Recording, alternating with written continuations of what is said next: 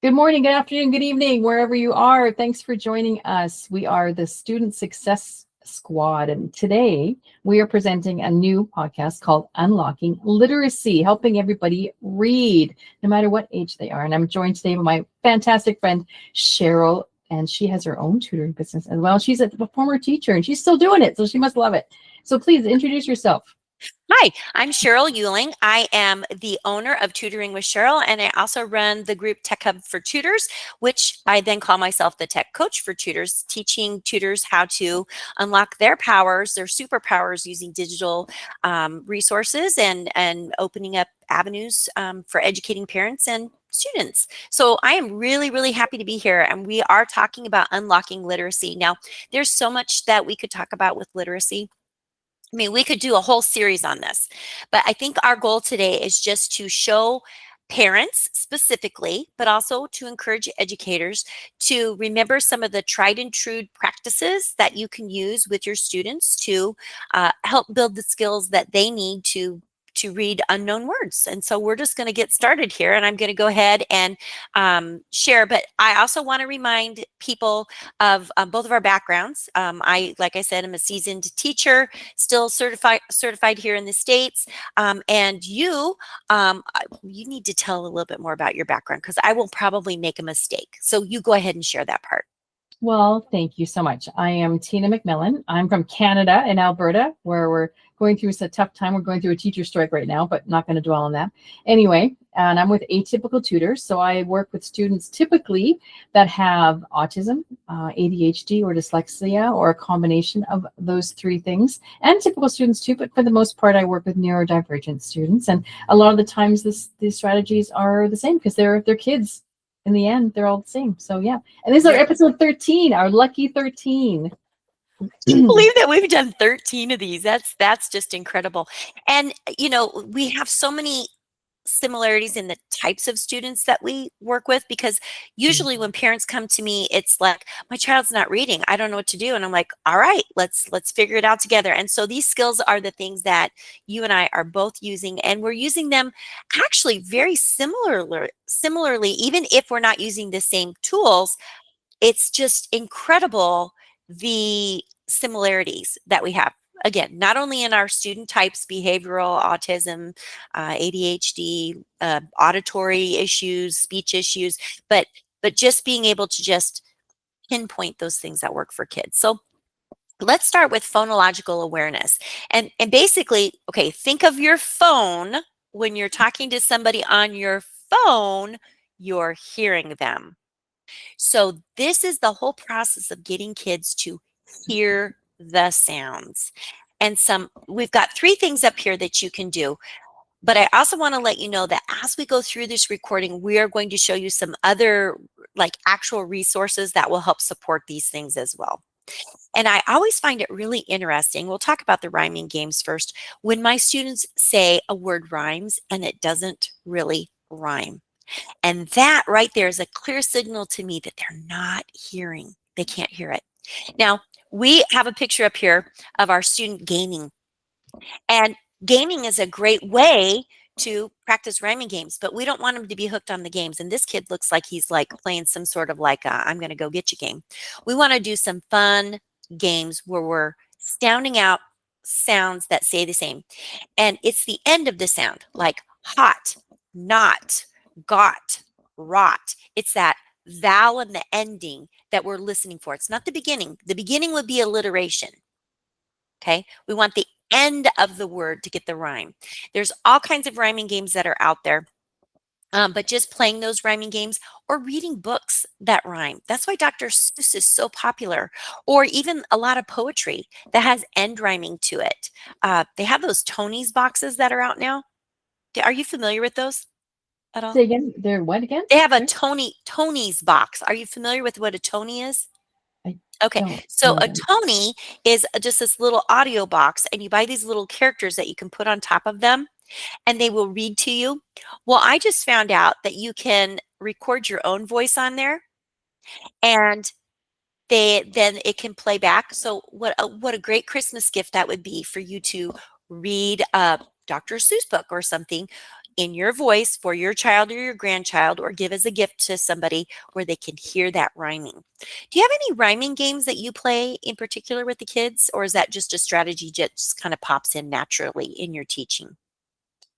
Kind of just happens, especially if we're working on something else, and then I realize that, oh, they don't really know that sounds like that. Or if we're reading a poem, poetry is a big thing. And also, I love how you mentioned Dr. Seuss, because I like how he interjects nonsense words, which is great for helping with decoding skills. If it's a word that doesn't exist but they can still sound it out, that's amazing.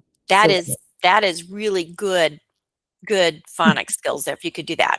Because sometimes I go, just a minute, let me see if I can figure that one out. Syllable clapping and engaging in sound practice is really important too. And even just getting kids to, like, if you were just going to say a list of CVC words, cat, mat, rat, hat, they all have one sound. So, and that short sound in the middle, I wasn't necessarily talking about rhyming there, but just just getting them to hear that. Or if you're going to say their name, my daughter's name is Elizabeth. Elizabeth. Okay, how many syllables is that? My son's name is Grant. Grant. Okay, Grant, you got one sound. Elizabeth has more. What about Valerie? Valerie. Who's got the most? Who's got the least? And then talking about those sounds as we hear them. But we can use that in all kinds of words. And we're going to talk in a minute about a tapping strategy in just a minute. So we'll come back to that as another strategy for getting kids to hear those words. right. Would you like to talk? Yeah, can I throw something in there in terms of Yeah. syllables? If you're ever talking about, I don't know, not everybody knows about it in terms of our parents, but our educators probably know that the 6 vowel patterns, and then how there's open and closed and silent E and those kind of things. And when you break a word, like a large word, let's say conversation, or maybe just as an example, it's the first one that popped in my head. If you break it down by syllables, and then you can figure out how to spell each syllable individually, that big word becomes a bunch of smaller words, and it's not so overwhelming. And it helps them to read Absolutely. it well. Yes. It is an incredibly powerful strategy to get kids to read grade level text. And I use it every day in my tutoring practices because that is what they need. And so, yeah, I like that you're also teaching. Again, our similarities is just incredible. Okay, then we've got beginning sound sorting. And this is where my kids get confused with the beginning sound and the rhyming. And that beginning sound is really important because many times, not all words, but many times, our words are starting with a consonant. And if our kids don't know their consonant sounds, how can they read? I mean, literally. And so many of our letters, like even, okay, let me back this up just a little bit. When I first meet with a student, I give them a reading assessment and I literally show them the alphabet. And 9 times out of 10, those kids do not know all of the sounds of their alphabet. They just don't know them. So I show a C, they might be able to say, but they don't realize that it can also say s as well. Or they give me the s and not the k, or they don't know it, like literally. And so that's something that you can do with your kids to make sure that they actually know their sounds. You can literally on a whiteboard just write the letter and say, "Can you tell me what sound this is?" I think those are really important skills to have. Right. And then you'll find out too if they're mixing up their B's and their D's. That's how I use Yeah. it. B, D. I make a bed, and then I try to use a lot of visualization to help them remember which Yeah. one's B, which one's D. Yeah. Yeah, it's really hard for kids to remember that. So many of my upper level kids still, anytime they get to a word with a B or a D or even a P or a Q, Oh, yeah. then they stop. It's because they can't remember. So then I'll just give them the sound B, B, D, D, and then they're off to it. So our second slide is again talking about those rhyming games and how important it is for that phonological awareness. And there are so many fun little silly songs and rhyming books that are out there. We just really want to encourage you to boost the rhyming skills. And one of the I really want to share that book that we were talking about earlier. And I have a link to the video, but this is just such a great resource. If you've got a child who is struggling with auditory processing, I really encourage you to look into this book, Bridge the Gap, it's by Alyssa Van Hecken and Marjorie Batari, and it's phonemic awareness and intervention lessons. And the very first lessons really are about just hearing the initial sounds, but it gets into rhyming, and it's just so good. I really encourage you to look for resources, but there's a lot of free things that are out there too. And in a minute, we're going to be looking at your teachers page as well, and you're building out some resources there as well.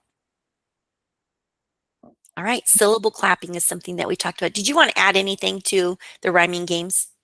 No, I think you pretty much covered it. I think parents will figure out like what a rhyming game is. They'll probably remember maybe when they were kids, nursery rhymes, that kind of thing. They all they serve a purpose. They're not just for fun, but they're helping to learn reading. They're helping rhyming skills. They're helping with syllables. They're helping with rhythm and understanding. Maybe with music, you add music to it, and you're adding so many more senses. The more senses you can add to anything you're teaching, the more it's going to get locked in. That's my theory. One of the resources we could have added on rhyming is Jack Hartman is a YouTube page, and he's so good. And he's got some rhyming things out there too. So go check out Jack Hartman's YouTube page. Syllable clapping, we kind of talked about this, but there are a lot of really fun things that you can come up with, just creating interactive games where your kids are sitting there.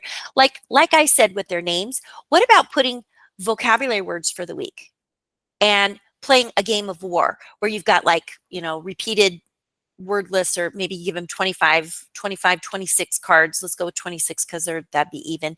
And they flip the card over and they have to each read their word and tap out the sound. And whoever has more or less, you say, this time we'll roll a dice. If it's an even number of syllable sounds, then you get the card. And if it's an odd, I get the card, or whatever. And that would be a really fun, interactive way to practice syllable sounds. And they're still practicing their vocabulary or their sight words. Something like that. Make it really interactive.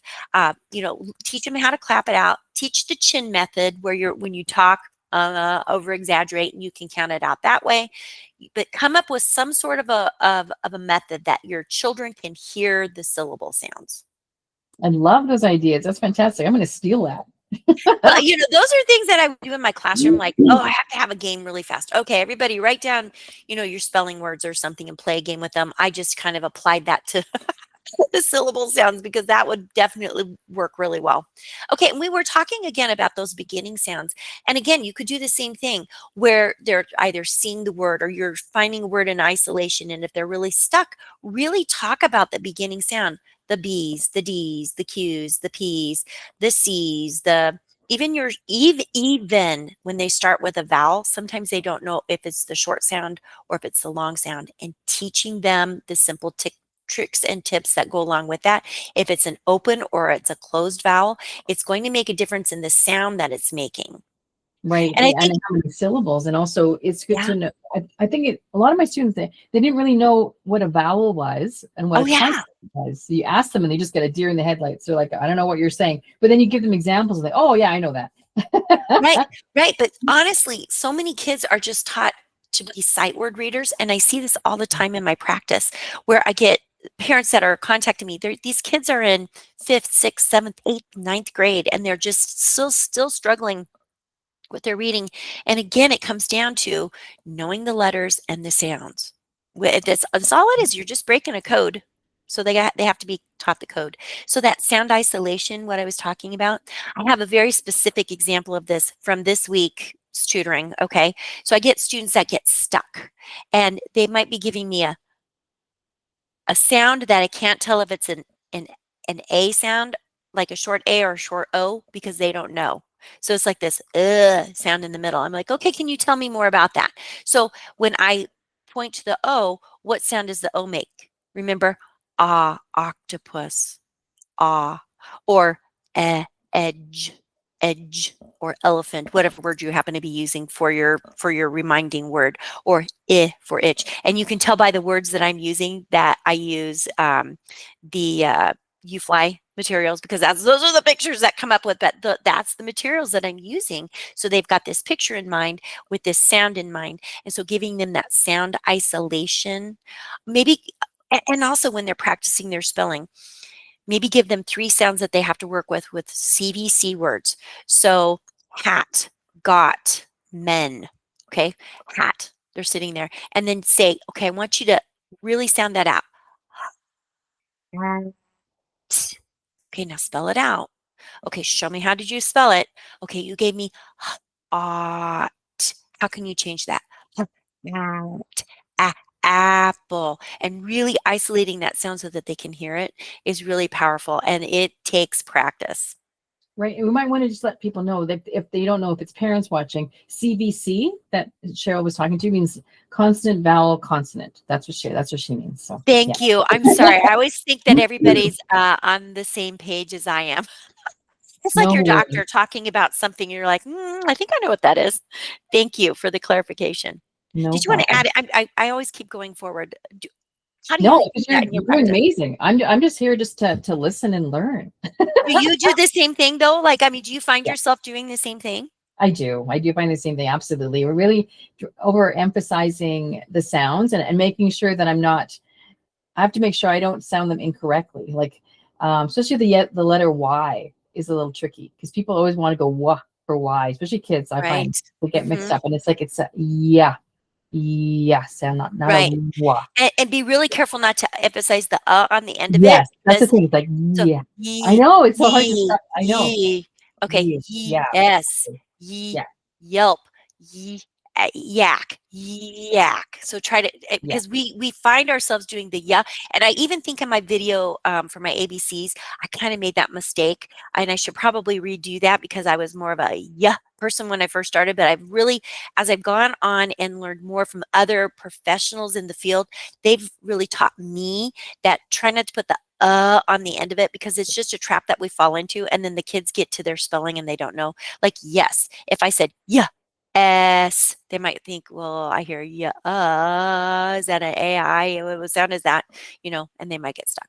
So again, we're talking about connecting those sounds. Okay. So we're going to be talking about letter sounds, word building, and sound tapping. So letter sound matching. Simple games. And you've got a game here in just a little bit that might maybe talk about that. The one that was on the word map. I could be wrong. The one that we looked up earlier with the letter man.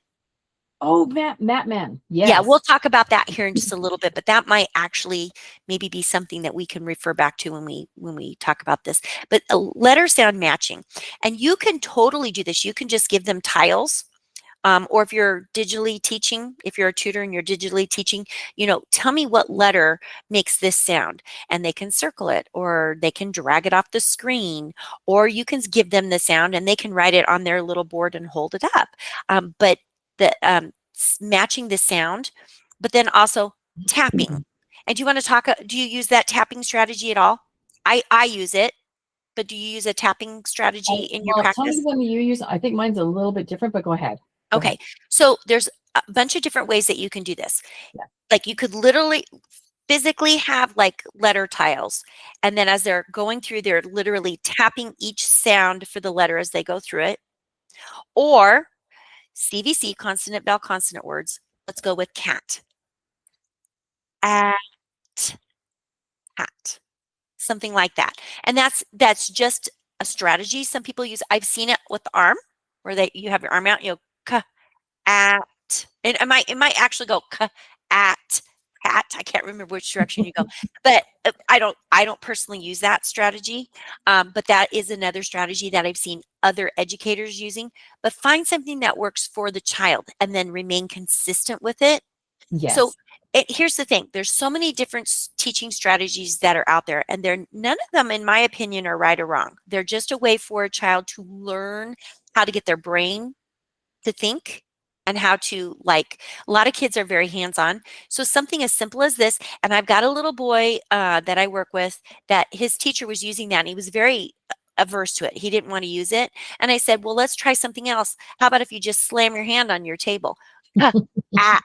And he liked that better than because I don't think he could get his fingers to go, and because the teacher's in the opposite, like he couldn't, that's facing opposite of him, he couldn't figure it out. And then I mean, just by getting rid of that strategy and going to the ah, he's happy. He's a happy camper. Ah, Whatever works. Whatever works. You find what works. Yeah, I even do like, especially going back to syllables, I use like pounding on the table, like, oh, I'm mad. You know, my name only has 2 syllables. Tina. Oh, you know. Mine Kind of does too. a- Sheryl.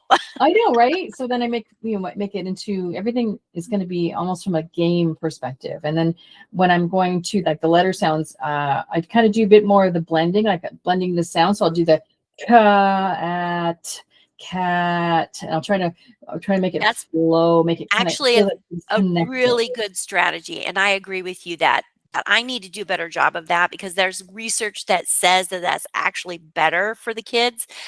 So bravo. Good job. Oh, Okay, word building. Okay, the understanding of the phonics, and then giving your child like the letters from bananagrams or from your Scrabble game board, and say, okay, we're not going to write any right now, but let's sort our vowels and our consonants, maybe just to get things kind of organized, or, you know, or maybe put your B's in one pile and your D's in another so they can quickly find them. And then giving them words to manipulate the letters. Or if you're using the UFly Foundation's online, they've got a word map that is there, and helping them drag the letters or build the letters, or even using a sand tray where you've got a shallow tray and you put sand or salt in it, and having them write in it, or foam on a table, that shaving cream that you're willing to smell and wipe up later. Whatever works for you. Like coming up with something where the kids are manipulating the letters as they're building it, not just by using just a paper and pen, because you know, in my practices, it's usually either paper and pen, or they're writing on the board digitally because I'm not sitting with them. But these are things that parents can do if they're working on their spelling, or, you know, something like that, where they're really immersed in that hands-on practice of building the words. I think is so powerful. You've actually shared some of those strategies before. You want to give some real life scenarios where you've been working on kids with their spelling or anything like that? oh, I've used so many. Though, yeah, some of them do work with more than one child for sure. It's kind of going back to using bananagrams, using letters, that kind of a thing, where you put them across and then make this. We're going to talk a bit more about later, but I'm going to talk about, like, there's a program called Switch It. I can talk about that too, where let's say you start off with the word cat. They've got cat figured out. Now I want you to switch one of those letters and make it into mat. So Yes. cat is now on a mat. And I try to make it like a story as we're going through. I do too. Oh my God. Isn't that crazy? We're kind of like think alike. It's crazy. So then, yeah, so then it kind of helps them to understand where we're going with this. And maybe they'll throw in a word, or maybe it's, you know, because it's tired from chasing a rat. So now I want you to change mat to rat. So, and then I love with the Switch It program that I use, each card has one letter or sound on it. So sometimes it'll have like a TH on one card because they're making one sound, not making a T and a H. It's right. F. So they're getting to understand that there's blends, and there's sometimes you put 2 letters together and it makes a different sound than the ones that are in isolation, and how to figure that out. So, yeah. And we will be looking at that here in just a little bit. So we'll come back to that. And we've kind of already talked about that sound tapping, where I was referring to that before, where we were tapping out, using your fingers, tapping it out, breaking down the sounds of those individual sounds. I don't have anything more to add to that. Did you want to add anything additionally to that? No, I think we covered a lot in that one, actually. Absolutely. Okay, so the next 3 strategies that we're going to talk about are stretch and slide, cover and reveal, and word families. So stretching and sliding, in my opinion, is that blending, where you're going to blend those sounds, stretch them, and then blend them into one word. So you gave the example of, I believe it was cat. Cat. Cat. So we're stretching that sound out, and then we're going to say it all together. And many times when my students get stuck on a word, that's what we're doing. We're looking at the syllables, because many of my students are a little bit older and they're past just the 1 syllable words. And so we're stretching out whatever that word happens to be. I can't come up with one that right off the top of my head, but for some reason I thought of pocket. Okay. Pocket might not be the best example, but that's a way to stretch a sound. So try it and see if that encourages your child. But provide support. Don't. Here's the thing I don't want parents to do. I don't want parents to say, sound it out. Yeah. You sound it out with them then. Let's Exactly. stretch this word out together, whatever that word happens to be. Right. And now you try it on your own. Really stretch it if you need it, and then put it all together into one word. Let's say that word a couple of times. What does that word mean? Let's use it in a sentence, or I'll tell you what that word means. Now let's use it in a sentence. Now let's go back and read it in this sentence if you're in a book, or whatever you have to do, because just isolating the word isn't going to be good enough for most kids. Because if they didn't know the word, they might not even have any experience with the word, or we think that they did, and then we suddenly realize that they didn't. So don't be afraid to incorporate that vocabulary building along the way. Absolutely. And it's kind of cool when I don't know how it happens. I call it synergy or synchronicity or whatever. I'll be working with some words with a student, and then we'll read a story, and then it has the same words, and I'm like, we just learned that word. Do you remember what it is? And they're just like, yeah. And all of a sudden, boom, the light's going on, and they recognize a new word that they didn't know the day before. It's so cool. And it's like, I keep telling them, we're learning words every day. I still learn words every day. There's so many words out there. I don't know all the words in the world. And you're not going to know all the words in the world, but you're going to know a lot more than you used to know. Right. Very good. And then a cover and reveal. And this works out really well if you're like sitting with a student right next to you, where you could literally just take a sticky note. Okay, take your sticky note or just a piece of paper, and then just cover and slide as you're going across. And for some kids, it's too many letters. And I do that sometimes, like if I'm on a Canva whiteboard, I can make a sticky note, and then I can just kind of drag it across, and the students are like, oh, that was so much easier. So have it just working on one syllable at a time and talking about what that word is. I'm trying to think. A word that one of my students was stuck on the other day was invalid. Invalid. Okay, so the sentence I think was my card is invalid, and I think they were saying invalid, which could work too. But in this case, it was invalid. Okay, yeah. So I was just like isolating. Okay, our prefix is in. Now we're going to go to val, and it's short because it's closed. Id, again, short because it's closed, and that all worked in that particular word. Invalid, because there's always going to be places where that doesn't work. This is true, but I always tell them, I start off with the blending and everything too, and then I say, let's say it fast. Yes. So that's not going to say that word invalid every time. Like, like what doesn't sound like you're a robot. You're not a robot. No robot reading. So now we put it together. We talk about, okay, if something is invalid, it means it no longer works. Okay. So then in this case, this person would have to go and get a new card or pay their bill or whatever happens to be to get their card to work again. They'd have to do that. So that's, again, a teaching moment and building background knowledge and vocabulary. And we can't forget that kids have to have experiences in order to understand words. So don't just keep your kids at home. You got to get out. You got to go places. Okay, let's talk about word families.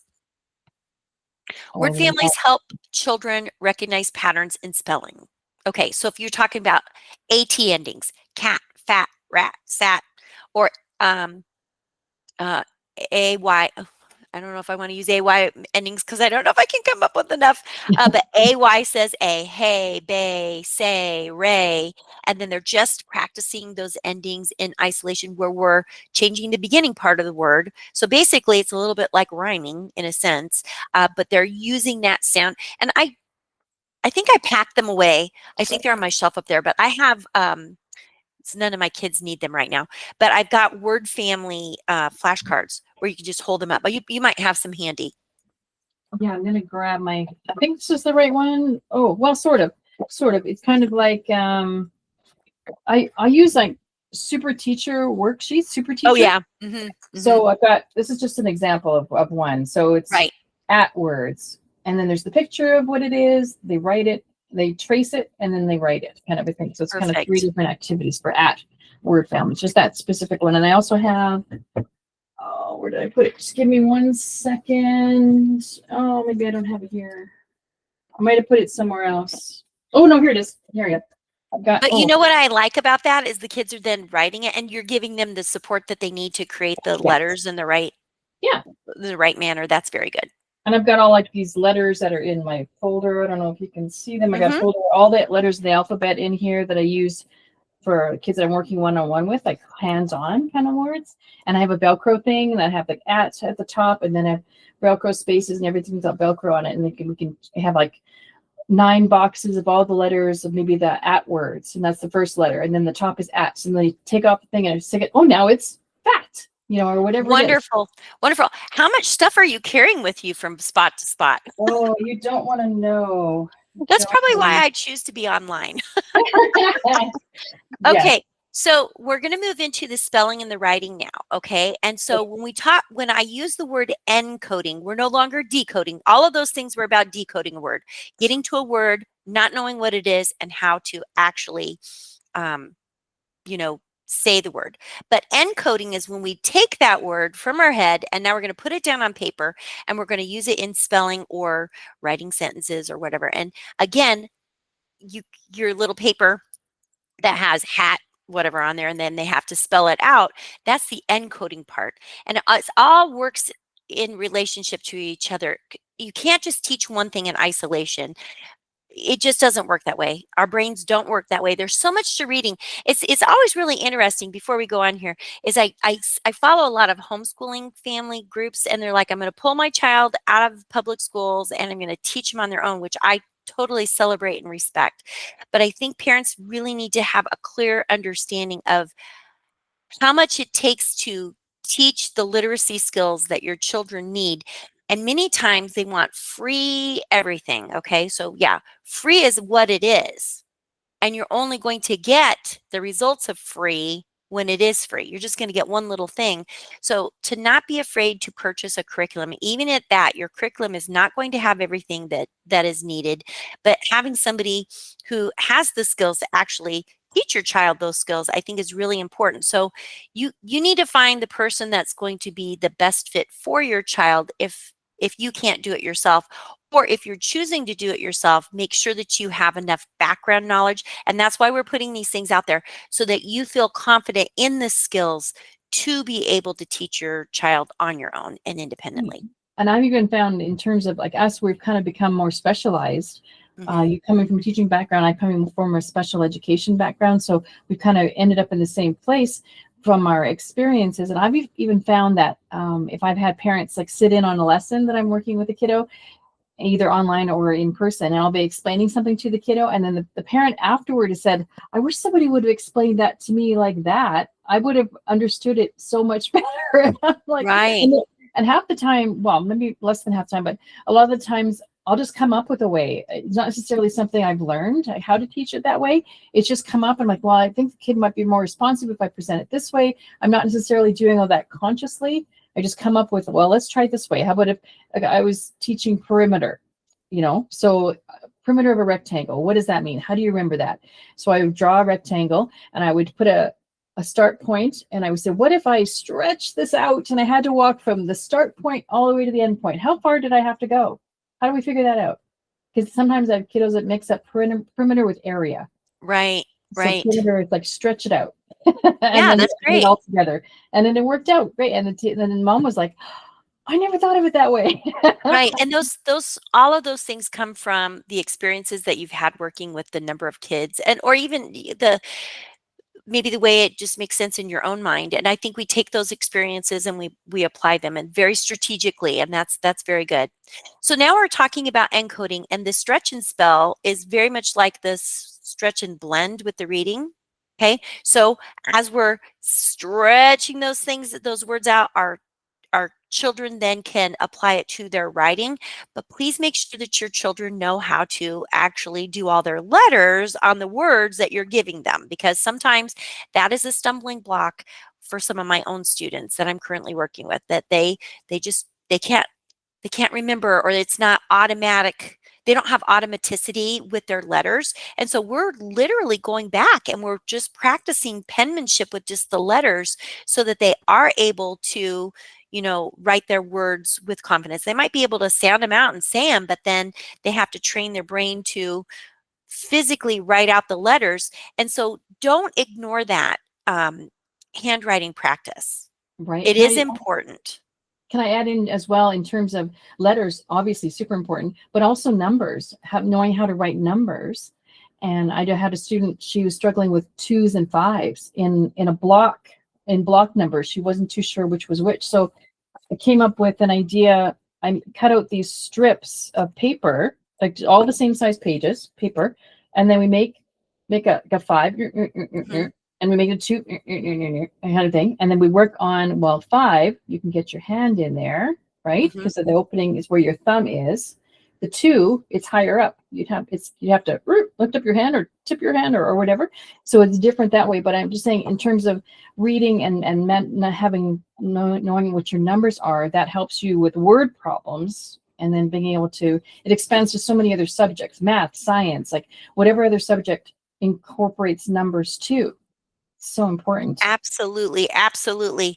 I love that. That's a great strategy. Okay. I'm going to try to turn the page, but it didn't want to go. So let me try it here. Oh, my number locks isn't down. That's why. Okay.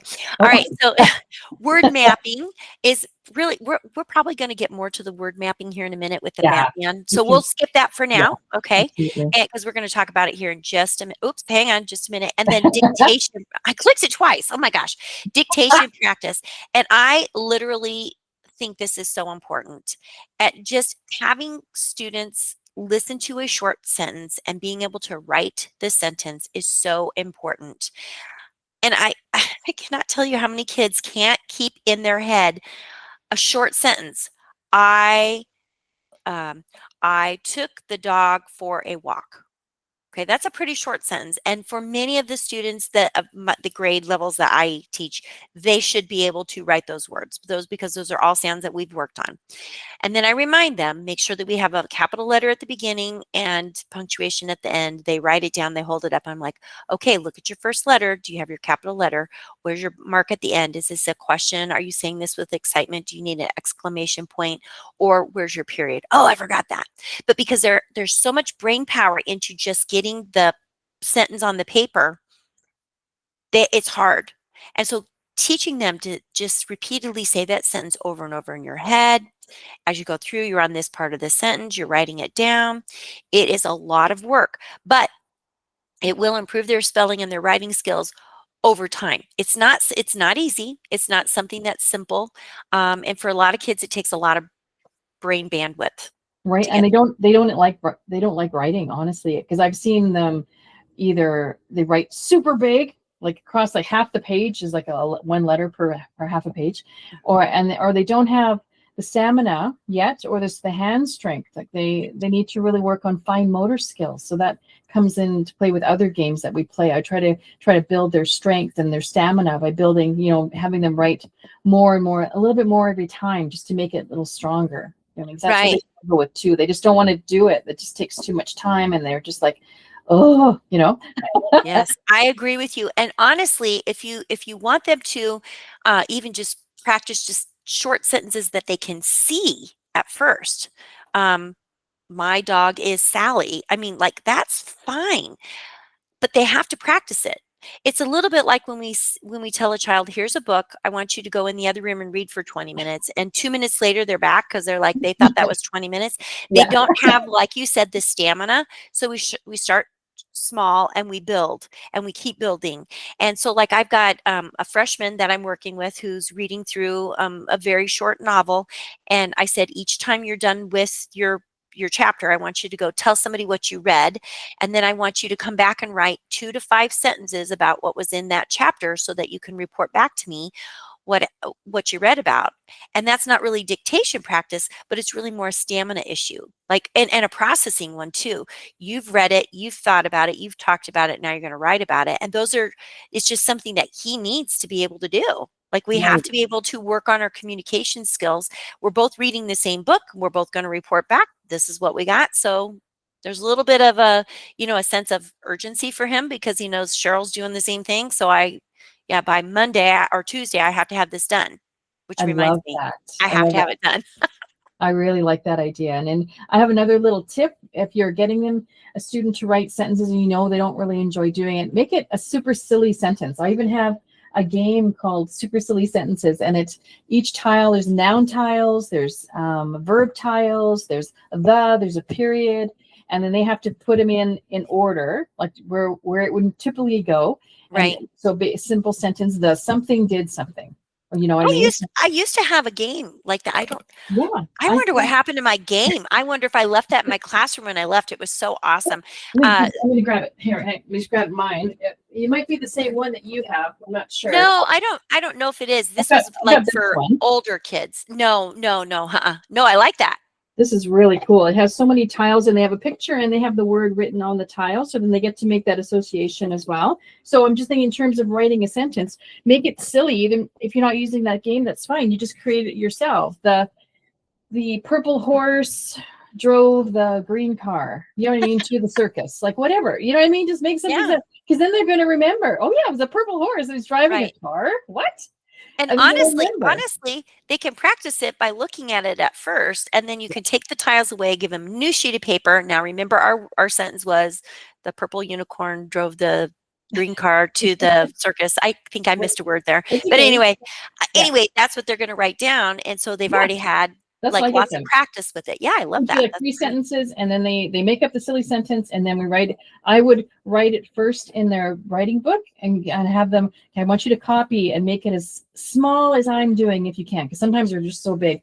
And I'll put a highlighter and I'll highlight the top line and make a rectangle. And I keep my letters inside that yellow rectangle kind of a thing. It's like there's a lot of issues with spatial awareness that parents don't even realize. They're like, well, my child's paper is so messy all the time. Well, those are the things that you can put into place to really support your child. And like, even you can go and buy, extra wide paper with the lines in the middle if they need that. Find what your child needs to be successful. And that's just like you and I, we just have to find what works for that child, but don't give up. And also remember, if your child is struggling, it is going to take more time to figure out the solution for it. But we have some awesome resources that we want to go through. And actually, I have opened up a bunch of these. I think I actually opened up all of them. So we'll just go straight to them. Nice. And wait a minute. Oh, okay. Hang on. There's one more I want to add. Go ahead. No, I just forgot that we had your Teachers Pay Teachers stuff. Oh, that's okay. So we'll just go in the order, but we will be talking about all these in a moment. Okay. So can you tell us a little bit about your Teachers Pay Teachers store? Yeah, it's what's going on. Yeah, if you're not sure, if you haven't heard of it before, it's called Teachers Pay Teachers, and it's a website and a place where teachers make content. So there's so much stuff on there. Oh my gosh, some of it's free, some of it's paid, and it's generally, I would say 90% of the stuff is probably under $10 to buy something, a resource that a teacher has spent the time to create to make your life a little bit easier as a parent or as an educator as well. And I've got stuff on there too. I didn't create this from scratch. The When in Doubt, Sound It Out has been around forever. There's lots of other resources of other teachers and educators that have made resources like this. This is just one that I like in my style, the way that I teach. So just When in Doubt, Sound It Out. So I like it because it rhymes. And I would say that to my kiddos, if they get stuck on a word, sometimes they feel really disheartened and they feel stupid and all this kind of stuff. Like, no, like what if you don't know it? Hey, When in Doubt, Sound It Out. Let's do it. I love that. And is your store Atypical Tutors? Is that your store? Okay, because I know we've got the link. So let's hang on. Will it go? Nope, it didn't go. That's okay. I probably didn't set it up right. Okay, that's okay. So I kind of, as we were setting this up, I was like, oh, okay, so I don't have a bunch of stuff on my YouTube page for this, but I'm starting to build it out because as I see my students and my parents need it, I'm putting it on there. So one of the things that you can find over on my YouTube page, Tutoring with Sheryl, is I've got some short little videos that take parents through early literacy skills. Okay. So if you're struggling, and this is not just vowel letters, this one covers vowels and consonants. I just took a snapshot of where I was talking here, but it will help you go through the pronunciations for early literacy skills. I don't know why I have vowel, consonant, vowel pronunciations. It should just be vowel and consonant pronunciations. Okay, guys. Well, you can go over there and check it out. You'll see that, but it will help you. And then you've got your when in doubt, sounded out. Is this part of the same It's the thing? same. Yeah. Okay, because I kind of plopped Yeah. that in the middle of Quite it. a few pages more that I haven't shown everything, but this is just the main part of it to get the idea across. Yeah, I love that. I love that. And then you and I were both kind of talking about little simple tips and tricks. And this is one of my shorts that talks about closed syllables and why you'd get a short sound. So you can go check that out. It's like 30 seconds. And then again, is this still part of the same? Yeah, it's a practice. I loved it. So you I loved it. kind of learn the concept. So now let's try it out and see how it works. Very good. Very good. And then you've got your challenge round. So it's a little harder. So because that kids like a challenge. So good. Now, I'm not a huge fan of sight words, okay? But I did create 2 resources for sight words, 1 to 200 and 201 to 300. I was going to keep going, and I was like, nah, this is too much work. So I kind of petered out. But what I've got is some flashcards that just have the sight words that parents can go over to the Tutoring with Sheryl and Teachers Pay Teachers. And they are for purchase. I'm sorry, they're not free. But you can go over there. And so I've done the work for you. All you have to do is just print them out. You can use them online too as a slide if you want, or you can print them out. And then your child can go through and practice unknown words or words that could be a little trickier if they don't know all of their phonics. But here's the thing that I found about fry words. There's still a lot of them that you can sound out. Yes. And so don't fall into this concept of my child can only learn sight words, okay? And I'm being really honest about this because I get a lot of readers that are just sight word readers. We've got to teach the phonics. So I quit making them, but they're there if you need them. I have an issue with fry words because they seem very random to me. And I find it helps some of my students if I group them by sound. I would agree with you completely. I stopped using fry words because I'm like, it just wasn't working for me. But I know that there are some people that rely on them. So I'm just putting that out there. No, I understand. It just, for me, in my experience, I found it didn't really help my student. It didn't really help them. I agree with you completely. Yeah. I'm on board there. Okay. So this video was the one that I was referring to, Bridge the Gap, but then I also go on and I talk about, I believe I talk about both of these in it, and it is the U-Fly Foundations. Right. And I believe I also talk about the rewards. Okay, so check that out. If you're looking for curriculums that are pretty encompassing, there's probably something there that you can use to help your students. And then also education.com is a great resource for sorting leveled resources. Most of them you can get for free, but not all of them. So if you want more, you're going to have to pay for the subscription, but there's also great games that are on there as well. And then hang on, before we get to this, we wanted to come over here and we want to talk about MapMan. Right. Yeah, MapMan is a great program. It's based on the idea that to make any shape or any letter in the alphabet, you break it down to shapes. So there's long lines, short lines, large semicircle, small semicircle. Okay, so make sure they know their shapes. Go with that first. And then the first activity is you put together a map man. And he's got so it kind of gives them, it lends the idea that to increase their spatial awareness. So where is your head? Where is your arms? Where are your legs? And in regards to your whole body. A lot of kids don't know that. So if they put the shape to MapMan together and say, well, you're the same shape as MapMan. Here's your head, here's your arms, here's your legs, everything is there too. And it just breaks down the letters into shapes so they can figure out how to draw them, and starting your letters at the top and that kind of a thing. There's a song that goes with it. This is kind of cool. And it teaches them how to write their letters properly, not upside down or backwards or whatever they've learned, kind of thing. So sometimes if the child is older for this, then I'm like, well, they've already done this for so long, maybe it's not going to work. But if the younger ones, I like to start them off on the right foot, and then they can learn how to write their letters using the shapes, and they can see the letters in a different way. It's not such a foreign thing. It's like, oh, I see a long line. Do you see a long line? Hey, it's just it's like 2 long lines with a short line in the middle. Well, that's easy. You can do that. Long line, short line. Done. You made a name. Awesome. Awesome. I was just kind of looking at as you're talking about it. It's appropriate for the science of reading. It's an integrated approach, differentiated instruction, digital experiences. I don't know what LWT stands for. Sorry. Learning without tears. Oh, thank you. That's okay. No worries. Thank you. I need a lot of support here. Okay. And it looks like we've got the digital experience here so they can kind of see it. There's And one more resource. I was wondering if you could grab it. It's called ReadWorks. You've heard of ReadWorks? It's one word. Yeah. Oh yeah. I use that all the time. Oh yeah. So I forgot to put that on our resources page. That's a great one. I love that one. I'm glad that you use it too, because I find it so helpful. Okay, so I don't know if I can log in. Let's see, educator parent. Oh, I don't really want to show you guys all my stuff. Right. Exactly. But when you get in here, it will give you all kinds of passages. Here we go. I don't know about this one. I just grabbed it, but they can listen to it. Let's see if you can hear it. Oh, nope, I got to log in. Anyway, they can listen to it. Since I'm not logged in, you can't see all of it, but it will come up with the passage. There's usually vocabulary activity. Again, can't get into it. Question set.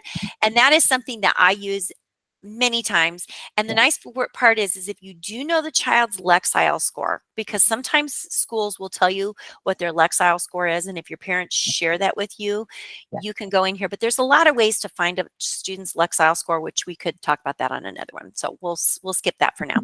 And then this, I'm going to share your Reading Simplified. Yeah, it's kind of almost based on the idea of a word ladder. So you start off with one word. And then this program is called Switch It in their Reading Simplified program. And I want you to switch a letter and make it this new word. So then we're focusing on the sounds these letters are making, and then where they go. If it's the first sound, the second sound, the third sound, like they're putting the letters on those lines. This is an online version, but you can also do it manually. I have little cards that have the same letters, and they just put them on a whiteboard. And then they can write the word, so you can practice that at the same time. It covers a lot of bases, I find. Yeah, absolutely. And this is a new one that I did not realize that was even out there. So that I'm going to leave that. I'm going to actually pin that one when we're done so I don't lose it. And then ABCYA, you can use a bunch of these games for free. Not all of them, but many of them. And so it's just a great place to go to get different things for your kids to practice different skills. Again, sort those for what your child needs. There's never going to be one resource that's going to hit it all.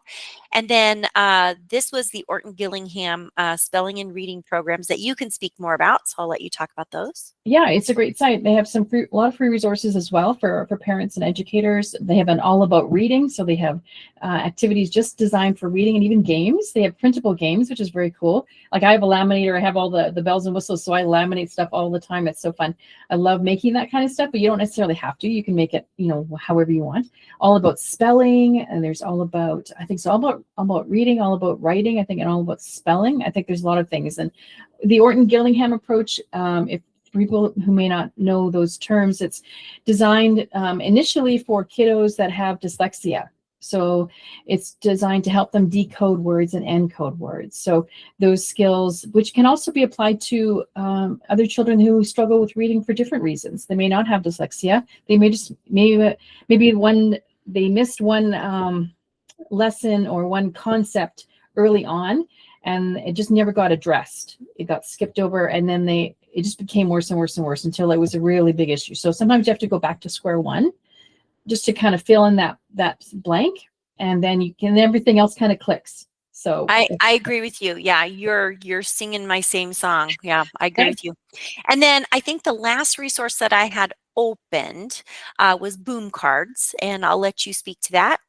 Yeah, it's a resource. It's a web page or website that features different things that teachers have made, their games, their activities, their lessons.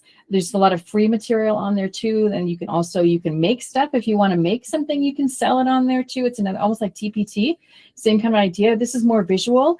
These are actually online interactive activities. So I have so many free resources, and you can create a library. So I have all my students listed in my library. I have all my topics of what I need to cover, and I can just drag and drop the activity. If I use it for one student, I can drag that same activity from my library and put it in another student's box. And then I have it ready there for my lesson. It's actually very cool. I love it. That's awesome. I'm going to have to check that out because that is not one that I'm familiar with. So Yeah. I love it when we meet because you're like, oh, I'll check that out. And I'm like, oh, I'll check that out. Yeah. And you can never, in my opinion, you can never have enough resources. So No, we hope that, because we're always changing. We need to keep up with the times, and we need to keep it interesting for us too, because I get bored. yeah, exactly. I do too. I do too. I keep it fun for myself and for my students. So Yeah. we really want you to reach out to either one of us if you've got a struggling student. You are up in Canada and I'm down here in the States. And so we just, I just find it so much fun to speak to other educators and especially you. And we're just going to keep going. And we'll have to decide what our next month's topic is all about. But if you want to get a hold of Tina, we can go to Atypical Tutors, and then you can obviously search Tutoring with Sheryl and check me out. I'm all over the place, as are you. And so we just want to thank everybody for joining us today and hope that you have found this helpful. Anything else that you want to add before we say we're done? Just thank you everyone for listening. I hope you got something out of here. If you want more information, please feel free to contact either of us because we are full of information. We love giving our advice. Yeah, well, we're a sounding board for a lot of parents. I think they just like to hey, am I doing this right? A lot of people call, they have questions and they just want reassurance. And yeah, we will reassure you that you're on the right path. And if you're not, we can give you some resources or direct you. And again, we're just educators out there trying to help parents and their kids and give them the best experiences possible. So we want to thank everybody for joining us today. Make sure that you like and subscribe and share this recording with somebody else. You guys make it a great day. And as usual, keep the learning going.